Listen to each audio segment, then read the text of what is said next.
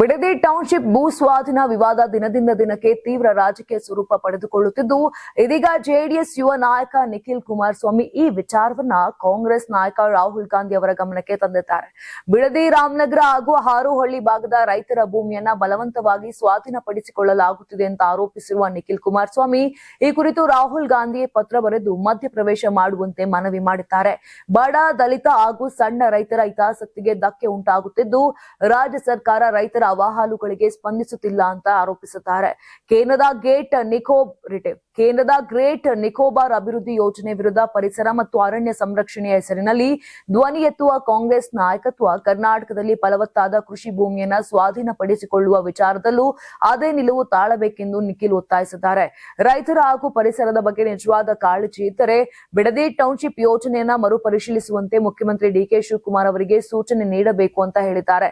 ಇದೇ ವೇಳೆ ಡಿಕೆ ಶಿವಕುಮಾರ್ ತಮ್ಮ ಕ್ಷೇತ್ರದ ರೈತರ ಭೂಮಿಗೆ ರಕ್ಷಣೆ ನೀಡುವ ಮಾತು ಹೇಳುತ್ತಿದ್ದರೆ, ರಾಮನಗರ ಮತ್ತು ಹಾರೋಹಳ್ಳಿ ಭಾಗದ ರೈತರ ವಿಚಾರದಲ್ಲಿ ಮಲತಾಯಿ ಧೋರಣೆ ಅನುಸರಿಸುತ್ತಿದ್ದಾರೆ ಅಂತ ನಿಖಿಲ್ ಪ್ರಶ್ನಿಸಿದ್ದಾರೆ.